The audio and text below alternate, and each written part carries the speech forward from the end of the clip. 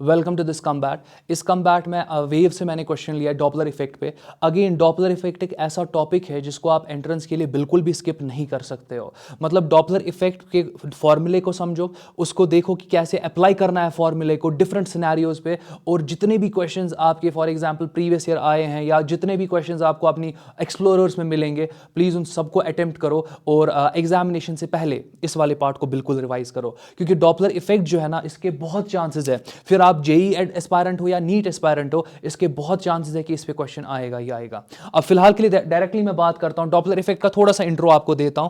आपके Doppler effect में important part होता है एक सोर्स और एक ऑब्जर्वर, और जब तक इन दो के बीच में कोई रिलेटिव मोशन ना हो तब तक यहां पर डॉपलर इफेक्ट नहीं होने वाला है। कहने का मतलब क्या है कि आपके पास यहां पे सोर्स है, सोर्स तो साउंड प्रोड्यूस करेगा, साउंड का frequency late it B new, sound का फ्रीक्वेंसी न्यू है। अब यहां पर दूसरा आपके पास ऑब्जर्वर होगा, तो दूसरा आपका ऑब्जर्वर है यहां पे, और ऑब्जर्वर जो है, अगर दोनों सोर्स और ऑब्जर्वर रेस्ट पे होंगे, आप देखोगे कि ऑब्जर्वर जिस साउंड को हियर करेगा ना, वो इसी फ्रीक्वेंसी की साउंड को हियर करेगा। दैट मींस जो यहां पर ये साउंड हियर करेगा उसका फ्रीक्वेंसी न्यू ही होगा, प्रोवाइडेड आपका ऑब्जर्वर क्या होगा, रेस्ट में, और आपका सोर्स भी क्या होगा, वो रेस्ट में होगा, तब जाके ऐसा कुछ होने वाला है। बट अगर आपका सोर्स या ऑब्जर्वर दोनों में से कोई एक मूव करेगा, या दोनों मूव करेंगे, एक दूसरे को अप्रोच करेंगे या एक दूसरे से दूर चले जाएंगे, आप देखोगे कि उन सारे सिनेरियोज में ऑब्जर्वर को एक्चुअल फ्रीक्वेंसी वाला साउंड नहीं सुनाई देगा, जो वो साउंड हियर करेगा उसका फ्रीक्वेंसी डिफरेंट होगा, और उस फ्रीक्वेंसी को आप अपैरेंट फ्रीक्वेंसी कहते हो। कहने का मतलब यह है कि अगर फॉर एग्जाम्पल मैं यहां पे सोर्स को मूव करूंगा, सोर्स किसी ना किसी वेलोसिटी के साथ मूव करेगा, let it be VS, observer को भी चलो मूव करते हैं और ये किसी ना किसी वेलोसिटी के साथ मूव करेगा, लेट इट बी वीओ, तो मुश्किल है नहीं कहीं पे। आप देखोगे यहां पर कि यहां पर सोर्स और ऑब्जर्वर तो आप मूव कर रहे हैं, तो यहां पर ऑब्जर्वर को जो फ्रीक्वेंसी सुनाई देगी, ऑब्जर्वर जो साउंड सुनेगा उसका जो फ्रीक्वेंसी होगा, अब वो न्यू नहीं होगा, अब वो यहां पे कुछ डिफरेंट फ्रीक्वेंसी न्यू डैश होगा, और इसको आप अपैरेंट फ्रीक्वेंसी कहते हो। अब यहां पर इंपॉर्टेंट पार्ट क्या है कि आप अपैरेंट फ्रीक्वेंसी को और ट्रू फ्रीक्वेंसी को रिलेट कर सकते हो, और यहां पर रिलेट कैसे करोगे, आप इन स्पीड्स वाले पैरामीटर्स को भी यहां पर अकाउंट करोगे। और एक इंपॉर्टेंट पार्ट, अगर साउंड प्रोड्यूस हो रहा है, साउंड का भी तो कुछ ना कुछ वेलोसिटी होता है ना, वो लास्ट पैरामीटर आपके पास है, तो देखते जाओ, ट्रू फ्रीक्वेंसी, अपैरेंट फ्रीक्वेंसी, दो पैरामीटर्स हो गए, speed of source, speed of observer, again दो पैरामीटर्स हो गए, और आपके पास v, जिसको आप बोल सकते हो वेलोसिटी ऑफ साउंड,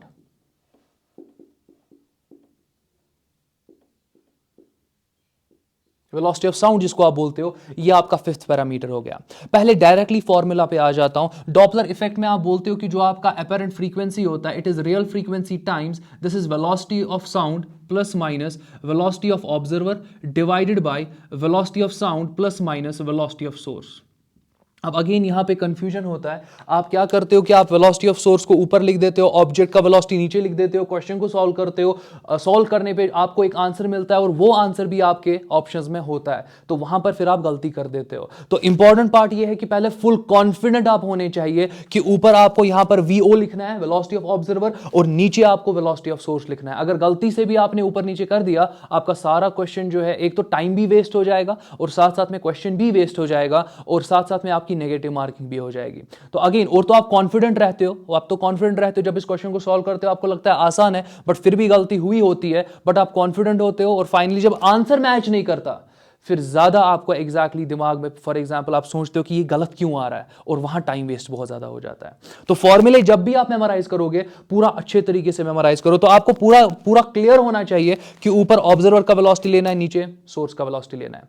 चलो फर्दर देखते हैं। अब देखते हैं, अब डायरेक्टली यहां पर मैंने तो प्लस माइनस लिख दिया, प्लस माइनस लिख दिया, प्लस कब यूज करोगे, माइनस कब यूज करोगे, ये बहुत इंपॉर्टेंट पार्ट है।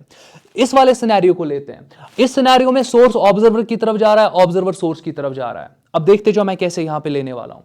ऑब्जर्वर सोर्स की तरफ जा रहा है, ऑब्जर्वर सोर्स की तरफ जा रहा है, ऑब्जर्वर को ज्यादा सुनाई देगा, ऑब्जर्वर को ज्यादा सुनाई देगा। दैट मींस अगर ऑब्जर्वर को ज्यादा सुनाई देगा, ऑब्जर्वर टुवर्ड सोर्स जा रहा है, दैट मींस यहां पर आपका न्यूमरेटर बढ़ना चाहिए, क्योंकि ऑब्जर्वर जो है वो सोर्स की तरफ जा रहा है। ऑब्जर्वर का सोर्स की तरफ जाने का मतलब क्या होगा कि ऑब्जर्वर को ज्यादा सुनाई देगा।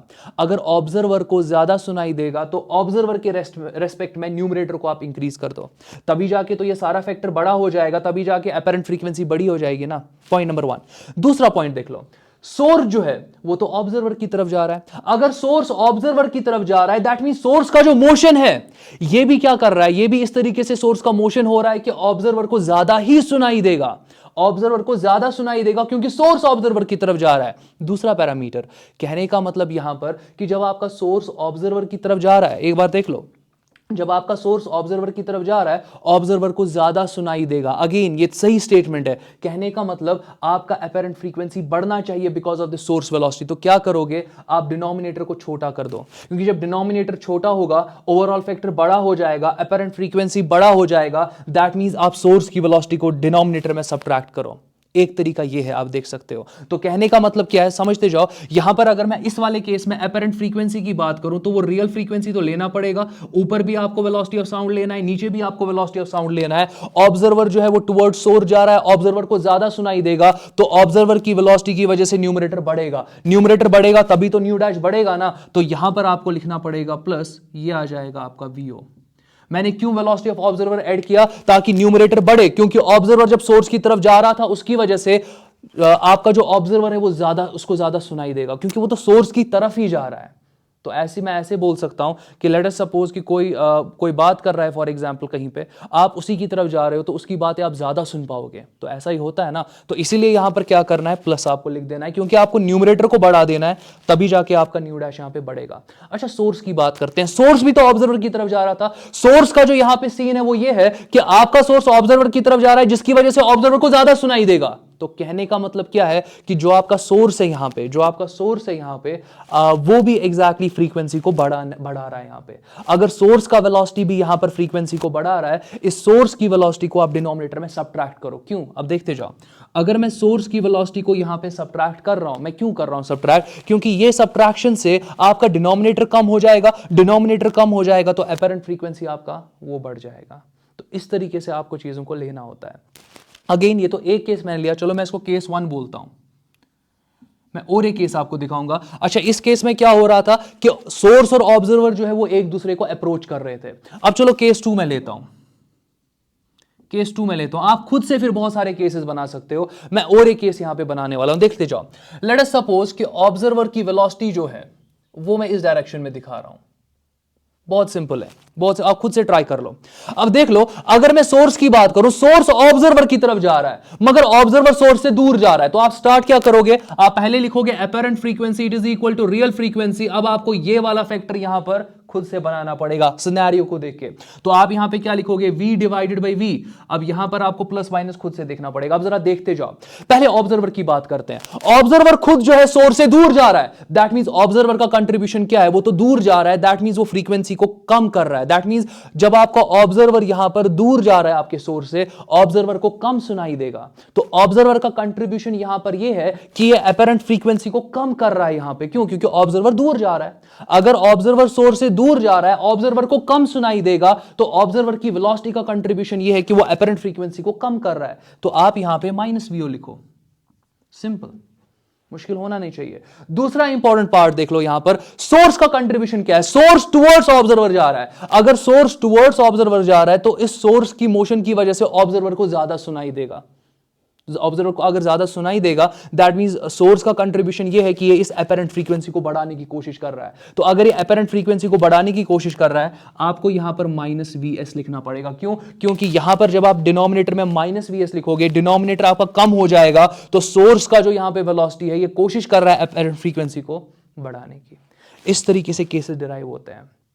चलो और एक केस दिखाता हूं। अगर फॉर एग्जाम्पल आप यहां पर सोर्स को ये वेलोसिटी दोगे, अब जरा देख लो, खुद से जरा ट्राई कर लो। अगेन आपको करना क्या होगा, देख लो केस 3 है, यहां पर दोनों एक दूसरे से अवे जा रहे हैं। अब ये डिफरेंट केसेस है मगर फॉर्मूला यही यूज करना है, सिर्फ प्लस माइनस का फर्क है। अब देख लो, चलो इस वाले पार्ट को देखते हैं। मैं यहां पे केस 3 लिख रहा हूं, केस 3 लिख रहा हूं, तो आप यहां लिखोगे apparent frequency is equal to real frequency velocity of sound divided by velocity of sound. ये तो हो गया। अब जरा खुद से देख लो, पहले ऑब्जर्वर की बात करते हैं, न्यूमरेटर को पहले लिखते हैं।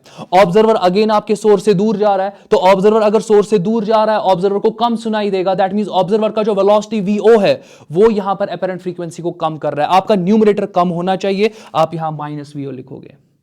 जरा इस वक्त सोर्स देख लो, सोर्स ऑब्जर्वर से दूर जा रहा है। तो अगर सोर्स ऑब्जर्वर से दूर जा रहा है, इसका मतलब यह है कि ऑब्जर्वर को यहां पर ज्यादा सुनाई नहीं देगा, क्योंकि अब तो सोर्स भी दूर जा रहा है ना ऑब्जर्वर से। अगर आपका सोर्स ऑब्जर्वर से दूर जा रहा है तो ऑब्जर्वर को अब उतना ज्यादा सुनाई नहीं देगा। तो कहने का मतलब क्या है कि यहां सोर्स का कंट्रीब्यूशन है कि यह भी अपैरेंट फ्रीक्वेंसी को कम कर रहा है।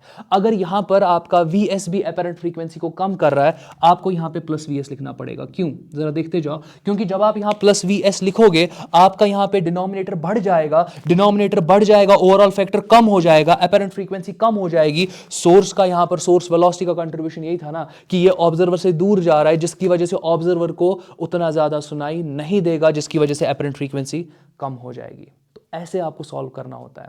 अगेन अब आप और भी केसेस ले सकते हो, आप Vs को 0 ले सकते हो। अगर आपने Vs को 0 ले लिया यहां पे, तो इन सारे जो मतलब फॉर एग्जांपल ये वाला सिनेरियो है, ये तो आपका केस 3 है ना। केस 3 में अगर आपने Vs को 0 ले लिया, Vs को 0 लिखोगे, Vo अपनी जगह पे रहेगा।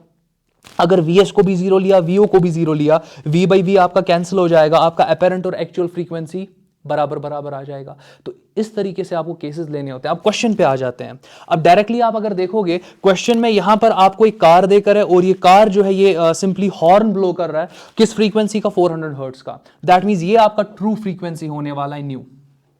Point number 1। अच्छा, आपको इस कार का भी स्पीड देकर है, इस कार का भी आपको स्पीड देकर है। दैट मींस ये आपके पास तो सोर्स बनेगा ना, क्योंकि यही हॉर्न प्रोड्यूस कर रहा है, यही साउंड प्रोड्यूस कर रहा है, तो ये आपका वेलोसिटी ऑफ सोर्स बनेगा। यहां पर ये आपका ऑब्जर्वर है, तो ये आपका वेलोसिटी ऑफ ऑब्जर्वर बन जाएगा। मुश्किल होना नहीं चाहिए। अच्छा, वेलोसिटी ऑफ साउंड यहां पर आपको 340 देकर है, तो ये आपका यहां पर V आने वाला है, वेलोसिटी ऑफ साउंड। अब अगर मैं यहां पे सॉल्यूशन वाइज बात करूं, आपको निकालना क्या है? आपको यहां पर निकालना है frequency heard by the driver of the second car.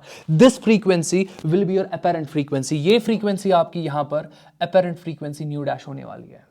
अब जरा देखते जाओ, यहां पर अगर मैं बात करूं, आपका जो अपैरेंट फ्रीक्वेंसी होगा, it will be equal to true frequency multiplied by ऊपर भी वेलोसिटी ऑफ साउंड, नीचे भी वेलोसिटी ऑफ साउंड। मुश्किल होना नहीं चाहिए। अब ये दोनों एक दूसरे को अप्रोच कर रहे हैं। दैट मींस यहां पर अगर ऑब्जर्वर जो है, अगर वो सोर्स की तरफ जा रहा है, तो इसकी वजह से अपैरेंट फ्रीक्वेंसी का वैल्यू बढ़ना चाहिए, क्योंकि ये सोर्स की तरफ जा रहा है।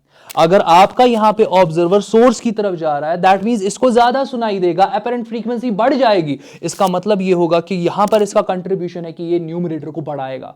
तो यहां पर आपको प्लस Vo लिखना पड़ेगा, क्योंकि न्यूमरेटर बढ़ेगा तभी आपका न्यू डैश यहां पे बढ़ जाएगा। जरा सोर्स देख लो, सोर्स भी तो ऑब्जर्वर की तरफ जा रहा है। अगर सोर्स ऑब्जर्वर की तरफ जा रहा है, ऑब्जर्वर को ज्यादा सुनाई देगा, तो सोर्स का कंट्रीब्यूशन ये है कि ये भी अपैरेंट फ्रीक्वेंसी को बढ़ा रहा है। तो डिनोमिनेटर में आप इसको माइनस कर दो। आपने इसको क्या कर दिया? माइनस कर दिया, क्योंकि डिनोमिनेटर में जब आप इसको माइनस करोगे, ये डिनोमिनेटर कम हो जाएगा, जिसकी वजह से अपैरेंट फ्रीक्वेंसी बढ़ेगी। वही तो सोर्स का कंट्रीब्यूशन है ना। अब यहां पर डायरेक्टली आप वैल्यूज को पुट कर सकते हो। आपके पास न्यू डैश अपनी जगह पर है, न्यू का वैल्यू आपको यहां पर 400 देकर है, 400 देकर है। आपका वेलोसिटी ऑफ साउंड यहां पे 340 देकर है। डिनोमिनेटर में भी आप 340 ही लिखोगे। ऊपर प्लस आपके पास है, नीचे माइनस आपके पास है। अब आपको ये प्लस माइनस समझ में आ रहा होगा कि कैसे आप लिखते हो ये। फर्दर अगर मैं बात करूं, वेलोसिटी ऑफ ऑब्जर्वर जो है वो आपका 16.5 है, और यहां पर आपके पास जो वेलोसिटी ऑफ सोर्स है वो 22 है। और जब आप इसको सॉल्व करोगे, आप ट्राई कर लेना खुद से, आपका आंसर 448 हर्ट्ज आ जाएगा। बहुत आसान है ये, बहुत आसान है ये। अगर आपने अच्छे से समझा होगा कि मैं यहां पर किस तरीके से आपको समझा रहा था कि आपका ऑब्जर्वर वेलोसिटी जो है, क्या वो अपैरेंट फ्रीक्वेंसी को बढ़ा रहा है? अगर वो बढ़ा रहा है तो आपको न्यूमरेटर में प्लस करना पड़ेगा Vo को। सिमिलरली आपको देखना होता है कि जो सोर्स का वेलोसिटी है, अगर सोर्स का वेलोसिटी आपको ऑब्जर्वर की तरफ ले जाएगा तो वो अपैरेंट फ्रीक्वेंसी को बढ़ा रहा है, आपको डिनोमिनेटर में Vs को नेगेटिव लेना होता है। तो ये चीज बहुत इंपॉर्टेंट है, इनको आप पेन डाउन करोगे। तो कहने का मतलब ये है, मैं सिंपली ऐसे बोल सकता हूं कि अगर वेलोसिटी जो है, अगर आपका फॉर एग्जांपल सोर्स का वेलोसिटी आपको ऑब्जर्वर की तरफ ले रहा है, तब जाके आपको डिनोमिनेटर में क्या करना होता है? आपको यहां पे सबट्रैक्शन दिखाना होता है, ताकि डिनोमिनेटर जो है वो कम आ जाए, ओवरऑल फ्रैक्शन आपका बढ़ जाए, अपैरेंट फ्रीक्वेंसी बढ़ेगा। बस इन चीजों का आपको टेक केयर करना है। नेक्स्ट कम्बैट में मिलते हैं।